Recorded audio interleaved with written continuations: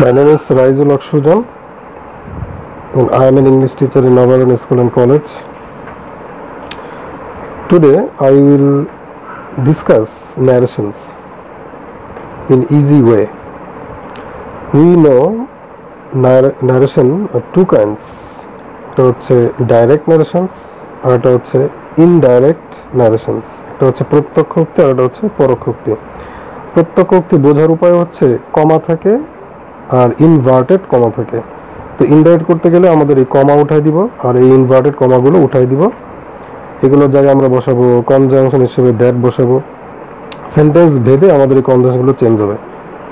তো এখন আমরা হি সেড এই কমা উঠাই দিয়ে কি লিখব দ্যাট, আর আইটা হচ্ছে ফার্স্ট পারসন, এই ফার্স্ট পারসন ফলো করে রিপোর্টিং ভার্বের সাবজেক্টকে, তাহলে এখানে সাবজেক্ট হচ্ছে হি, এই হিটা এখানে বসবে আর প্রেজেন্ট ফর্ম থাকলে এটাকে পাস্ট ফর্মে করে দিবে।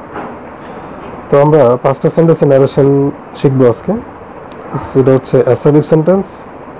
অ্যাসার্টিভ সেন্টেন্সের ন্যারেশন করতে গেলে আমাদের রিপোর্টিং ভার্ব সেড টু থাকলে আমরা টোল্ড বসাবো আর ইনভার্টেড কমা উঠাই দিয়ে আমরা লিখবো দ্যাট। একইভাবে যদি ইন্টারোগেটিভ সেন্টেন্স করতে বলে ইন্টারোগেটিভ সেন্টেন্স সেড টুর জায়গায় আমরা লিখবো আস্কড, আর ডাব্লিউএস কোশ্চেন থাকলে ডাব্লিউএস কোশ্চেন বসবে, আর যদি ডাব্লিউএস না থাকে তাহলে আমরা ইফ কনজাংশনটা বসাবো, কনজাংশন হিসেবে এটা বসাতে হবে।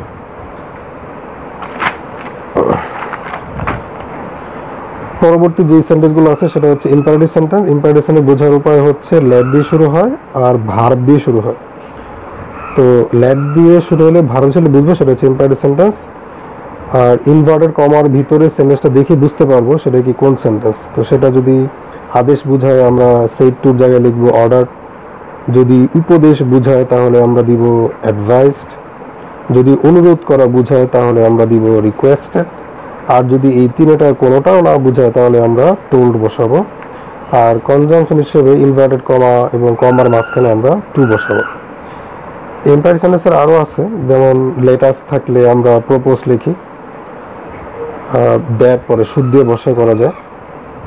এরপরে আসে অপটেটিভ সেন্টেন্স। অপটেটিভ সেন্টেন্স হচ্ছে আশীর্বাদ, যেটা বোঝার উপায় হচ্ছে মে দিয়ে শুরু হলে লং দিয়ে শুরু হলে সেটা হচ্ছে optative sentence. Optative sentence narration করতে গেলে ইনডাইরেক্ট করতে গেলে আমাদের সেড টুর জায়গায় আমরা লিখবো বসাবো প্রেট আর বসাবো উইস্ট, আর কনজাংশন হিসেবে আমরা বসাবো দ্যাট। এক্সক্লামেটরি সেন্টেন্সের ইনডাইরেক্ট করতে গেলে আমাদের সেড টুর জায়গায় আমাদের বসাইতে হবে এক্সক্লেমড উইথ জয়, আর এটা হচ্ছে exclaimed with sorrow, R conjunction হিসেবে আমরা বসাবো দ্যাট। তো এইভাবে এই পাঁচটা সেন্টেন্সের ন্যারেশনের চার্টের মাধ্যমে যদি তোমরা চারটা ভালো করে মুখস্থ করো তাহলে আশা করি তোমরা ন্যারেশনটা বুঝতে পারবে। এরপরে আসো আমরা টেন্সের পরিবর্তনটা খুবই গুরুত্বপূর্ণ ন্যারেশনে। কিভাবে আমরা টেন্সের পরিবর্তন করব? টেন্সের পরিবর্তন তখনই হবে যখন এই রিপোর্টিং ভার্বটা পাস্ট টেন্সের হলে, রিপোর্টিং ভার্বটা যদি পাস্টে হয়, রিপোর্টিং ভার্বটা যদি পাস্টে হয় তাহলে রিপোর্টেড স্পিচের পাস্ট টেন্সে পরিবর্তিত হবে। মূল কথা হচ্ছে যে রিপোর্টিং ভার্বটা এটা যদি পাস্ট টেন্স হয় তাহলে রিপোর্টেড স্পিচও পাস্ট টেন্সে পরিবর্তিত হবে। যেমন ধরো রিনা সেড টু নাজমা, রিনা নাজমাকে বলছে আই উইল হেল্প, আমি তোমাকে সাহায্য করব।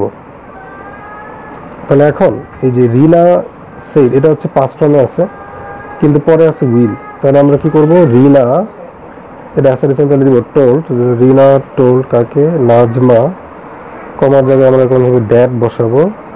আর আমরা জানি আই ফলো করবে রিপোর্টিং ভার্বের সাবজেক্ট, রিনা হচ্ছে মেয়ে, এই জন্য আমরা বসাবো শি।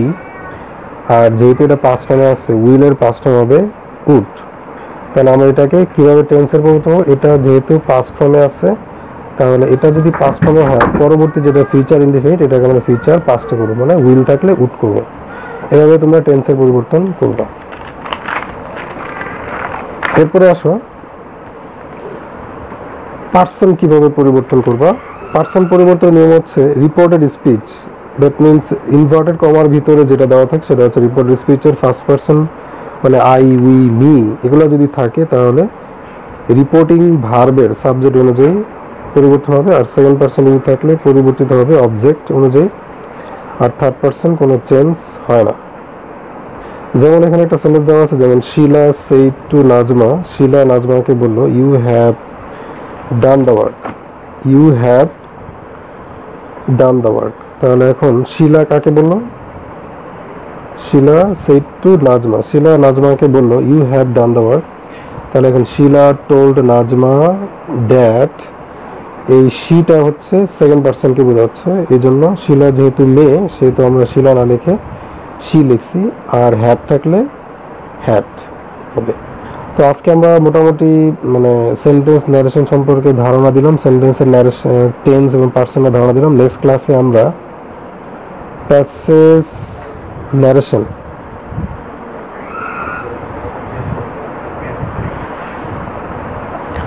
Narration next class. তো সেই পর্যন্ত তোমরা অপেক্ষায় থাকো, আর যেগুলো আজকে দিলাম সেগুলো তোমরা বাসায় প্র্যাকটিস করো।